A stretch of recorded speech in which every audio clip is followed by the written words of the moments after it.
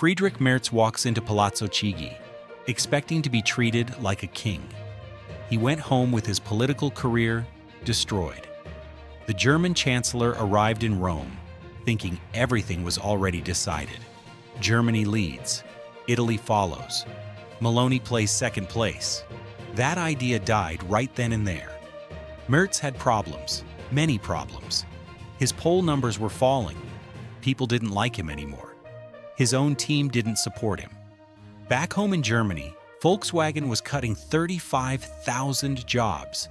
Factories were closing for the first time since Germany reunited. Germany was falling apart, and Merz came to Rome to tell others what to do. Then Meloni asked him one question: "How can you tell me to close my borders when Berlin pays the people smuggling migrants?" Merz froze. Complete silence. And in that silence, something changed. In Germany's 70 years of being the boss of Europe ended. Watch what happened next. Merz arrived in Rome believing in a story that doesn't exist anymore. For 20 years, Germany had a simple rule. Germany paid. Germany led. Everyone else followed. This wasn't being bossy. This was just the truth. Germany was Europe's money-making machine. Its factories made more than anyone else. It was known for following the rules. When Merz won the election in February 2025, he thought he had all this power. The CDU playbook was simple. Come to Rome, tell Italy what to do, demand they follow money rules, push migration deals that help Berlin, remind smaller European countries who was in charge. Merz had done this before as a local politician. He knew the plan perfectly. He knew how to look powerful. And he knew how to act like a German rule follower who believed the world runs on rules and order. But the problem was terrible timing. Merz arrived in Rome when Germany was already falling apart. Not just a little bit, actually falling apart. Volkswagen, the symbol of great German engineering, had just announced huge job cuts, 35,000 jobs, gone by 2030. The Dresden factory, running for nearly 100 years, was shutting down forever. BASF was losing workers. The chemical industry was failing. German factories were closing faster than any time since Germany reunited. Energy prices had ruined how well factories could compete. The country that told Europe how to be efficient was drowning in its own mess. The green energy change that Berlin had supported was costing thousands of jobs. Though the energy plan that was supposed to free Germany from needing Russia had instead created a factory crisis. Young Germans were leaving. Investors were running away. The economic miracle that had made Germany special for 70 years was dead, and Merz arrived in Rome to tell others what to do. That was the setup. That was the trap. Meloni had done her research. She knew exactly what was happening in Germany. She knew about the lost jobs. She knew about the closing factories. She knew about the economy getting worse. She also knew something else. She knew that Merz had a problem with people believing him at home. His approval ratings were among the lowest for any German chancellor after the war. His team was fighting and unstable. The SPD was restless. Voters were angry.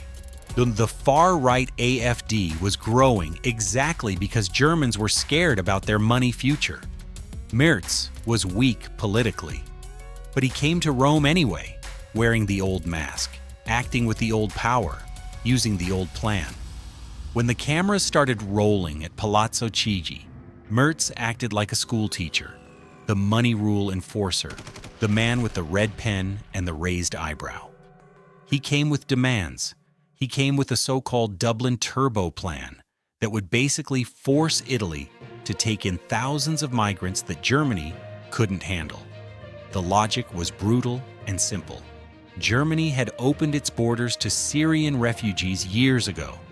That flood of people had created chaos. Germany had lost control of the situation. Now Italy needed to pay for Germany's mistake. Italy needed to take the returns. Italy needed to clean up the mess that Berlin had created. This wasn't a request. This was a demand dressed up in nice diplomatic words. MERZ expected Meloni to complain quietly, to negotiate, to eventually accept the pressure like Italian governments had done before. What he didn't expect was for Meloni to refuse completely. What he didn't expect was for her to turn things around. What he didn't expect was for her to reveal the lie that had been hiding at the heart of German policy for years. Because MERZ had made a calculation mistake. He had assumed that Meloni was still the weaker partner. He had assumed that Italy was still playing defense. He had assumed that Germany's economic problems hadn't completely changed the power balance. He was totally wrong. Germany tells others what to do while breaking its own rules. Germany demands that other countries be careful with money, while Germany isn't careful itself. But Meloni didn't stop there. She then did something that shocked watchers across Europe. She called out the difference between what MERZ said in public and what he did in private. In Berlin, MERZ and the CDU kept what they called the firewall. This was the official rule of not working with the AfD, the far-right party that had been watched by German intelligence for views against the Constitution. The CDU had built its entire after-war identity around this firewall. Working with the far right was considered a betrayal of German democracy. It was a line that couldn't be crossed. It was a forbidden thing that held the entire political system together. MERZ had personally supported this firewall. He had spoken against populism. He had positioned the CDU as a defender of democratic values against extremism. Yet in Rome, Meloni observed MERZ was desperately trying to be her friend and get her cooperation. Meloni represented exactly what the CDU claimed to oppose. She was a nationalist. She was a populist. Her movement had historical connections to right-wing extremism in Italy. Her words were often uncompromising on migration and national power. By the standards that MERZ applied to the AfD in Germany, Meloni's movement should have been unacceptable for the CDU. Yet there he was in Rome, praising her, asking for her help, positioning her as a model for Europe. The hypocrisy was stunning. The firewall, Meloni suggested, was selective. It was applied to the far right in Germany, but abandoned when convenient with the far right in Italy. MERZ had exposed himself as someone who does things for advantage without principle. He would keep the fake idea of democratic purity in Berlin, while at the same time embracing exactly the forces he claimed to oppose. This wasn't leadership. This was taking advantage wearing a CDU label, and the German political establishment watching from home was starting to understand what Meloni had revealed. MERZ's believability wasn't just damaged, it was destroyed. His supporters were watching. The SPD was taking notes. The AfD was watching happily because MERZ had just proven their entire complaint right. MERZ claimed the AfD was a threat to democracy. MERZ claimed working with the far right was impossible. Yet MERZ himself was working with a far-right connected movement in Italy because it helped his political interests. The logic made no sense. The position couldn't last. And by the end of that press conference in Rome, MERZ had become a problem for his own team. His authority was gone. His believability was shattered. And the worst part for him was that he had walked into this trap willingly. He had come to Rome expecting to dominate. He had come believing that the old plan still worked. He had come thinking that Meloni would bow. Instead, she had taken him apart piece by piece, methodically, and in front of the world. But what happened next would make everything Meloni said seem small. What shocking move did Trump make that would completely undermine MERZ's position in Europe? The relationship across the Atlantic had always been Germany's best card. For 70 years, Germany had used its relationship with Washington to keep influence across Europe. Berlin could claim to be America's closest European partner. Berlin could claim special access. Berlin could claim to be the necessary bridge between Washington and Brussels. That claim had been the foundation of German power since the Cold War ended. But in January 2025, when Donald Trump returned to the White House, that foundation crumbled overnight. Trump had never built a relationship with MERZ. They had met briefly, but there was no chemistry, no connection, no history. Trump barely knew who MERZ was, and more importantly, Trump had already chosen his preferred European partner. That partner was Meloni. The so-called far-right populist that MERZ claimed to oppose had become Trump's favorite European leader. Meloni had attended Trump's inauguration. Meloni had visited Mar-a-Lago. Meloni had met with Trump multiple times. Meloni had built a relationship with the American president while MERZ was still learning how to be chancellor. Trump had publicly called Meloni fantastic. Trump had praised her leadership. Trump had positioned her as a model for European governance. When MERZ tried to position himself as the reliable partner across the Atlantic, he discovered that the relationship across the Atlantic was no longer going through Berlin. It was going through Rome. Meloni had become the bridge between Washington and Brussels. Meloni had become the power broker. Meloni had become the leader Trump listened to. And MERZ was on the outside looking in. This was catastrophic for MERZ because Trump's America was completely different from Biden's America. Trump didn't care about traditional alliances. Trump didn't reward loyalty to the after-war order. Trump rewarded strength, nationalism, and leaders who could deliver. Meloni delivered. MERZ was still trying to manage decline. The moment was surgical. Trump, in a series of statements and private conversations, had basically endorsed Meloni's approach to governing. Trump supported her economic policies.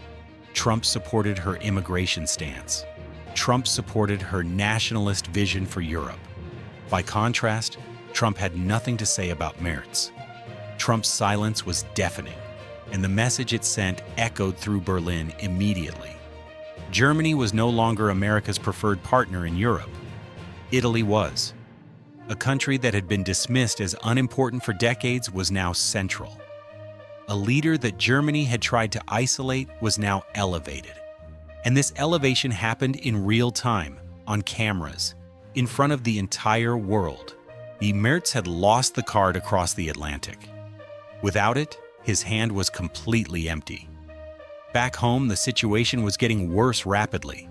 His poll numbers, which were already low, started falling further. His coalition partners began asking questions about his strategy. The SPD started preparing for early elections. The AfD was already sharing information showing how MERZ's Rome strategy had backfired. The public was watching a chancellor who had arrived in Rome as Europe's rule enforcer leave as a warning tale. The story had flipped. MERZ was no longer the strong leader who would restore German authority. MERZ was the weak leader who had walked into a trap, gotten humiliated, and had no plan to recover. Within 2 weeks of the Rome meeting, German media was openly discussing whether MERZ could survive politically. There was talk of replacements. There was talk of early elections. There was talk of coalition collapse. The man who had been elected to restore German strength had instead revealed German weakness. And the worst part was that he had done it to himself. He had chosen to go to Rome. He had chosen to make demands he couldn't enforce. He had chosen to challenge Meloni on a stage where she had the advantage. He had chosen to maintain a firewall against the far right at home, while desperately courting a far-right leader abroad. He had chosen to lecture on money discipline while secretly begging for debt relief. Every move he had made had been a mistake. Every calculation had been wrong. Every assumption had been false. Meloni had simply held up a mirror and forced him to look at the contradiction between who he claimed to be and what he actually was. And once that mirror was held up, there was no going back. The spell was broken. The authority was gone. the believability was destroyed. Germany's moment as Europe's ruler was over. And MERZ, instead of managing that change with wisdom and grace, had sped it up with arrogance and wrong calculations. The new Europe was taking shape. It wasn't led by Berlin. It wasn't led by a German chancellor telling others about discipline. It was led by leaders like Meloni, who understood that power in the 21st century comes from clarity, principle, and the ability to say no. MERZ had come to Rome expecting to say, "Yes is what I demand."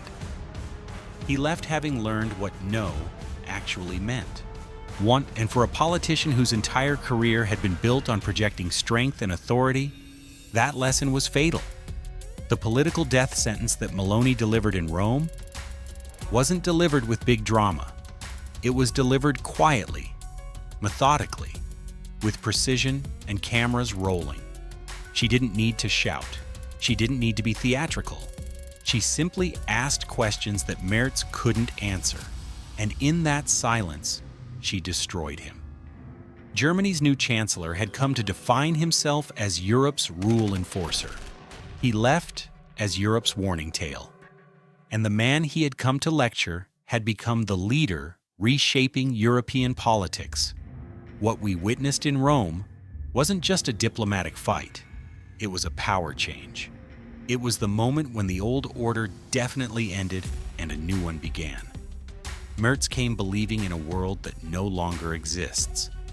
A world where German economic strength automatically turned into political authority, where telling others what to do came with no consequences, where the old plan still worked. He learned brutally and publicly that it doesn't. Meloni didn't defeat MERZ through aggression. She defeated him through truth. She simply exposed the contradictions that had been hidden beneath the surface of German policy for years.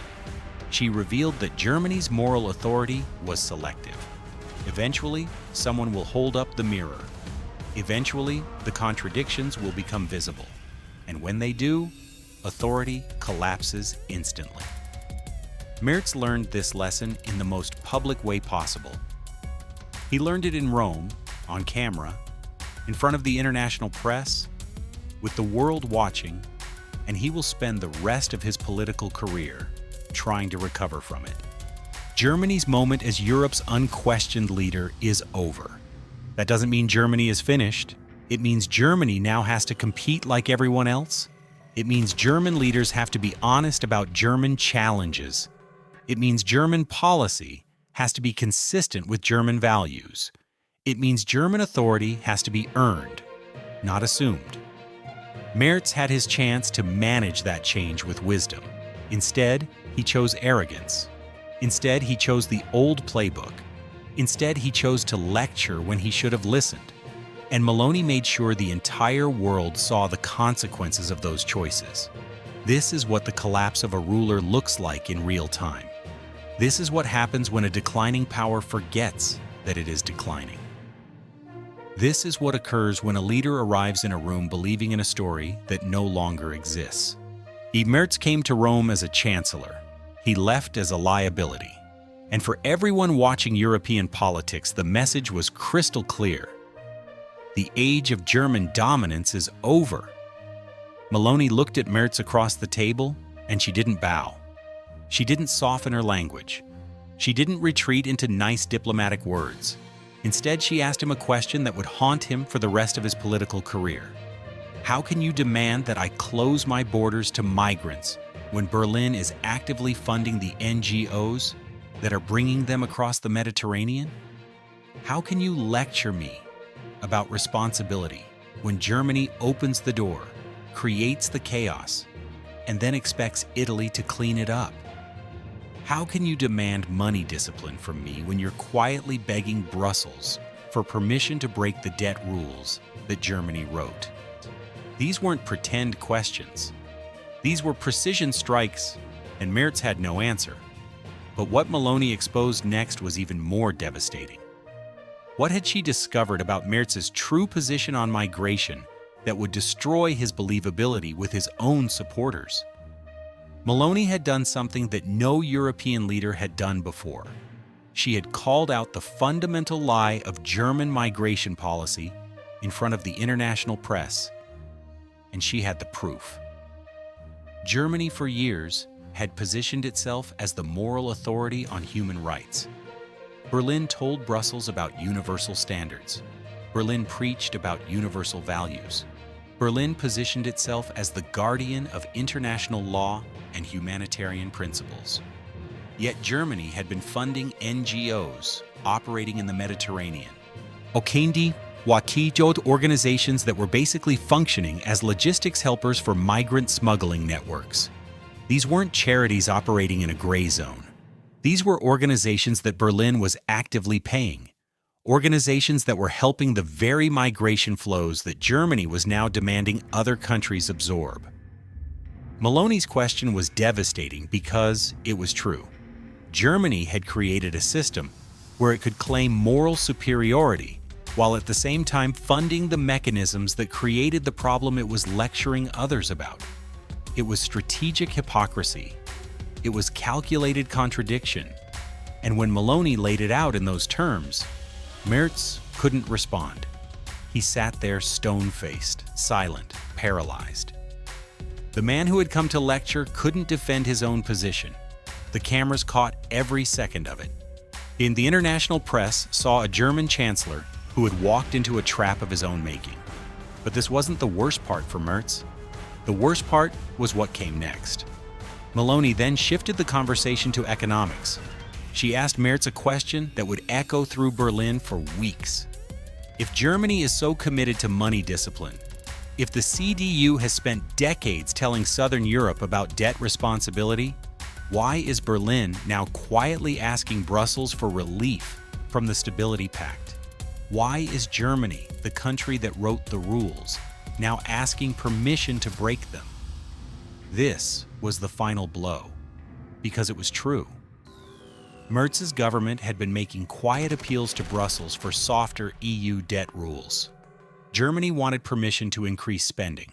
Germany wanted to fix crumbling infrastructure. Germany wanted to cover the cost of its failed energy change.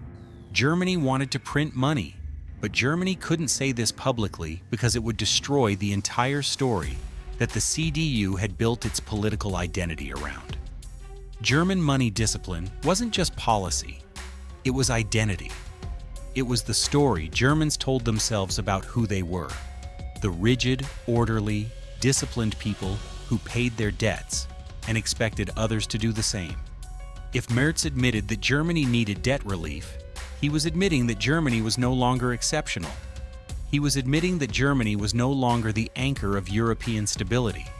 He was admitting that Germany was becoming just another struggling economy begging for exceptions. So MERZ said nothing. He sat there, and in that silence, Meloni had won. Once she had exposed the central lie of German policy. Germany preaches discipline while practicing hypocrisy.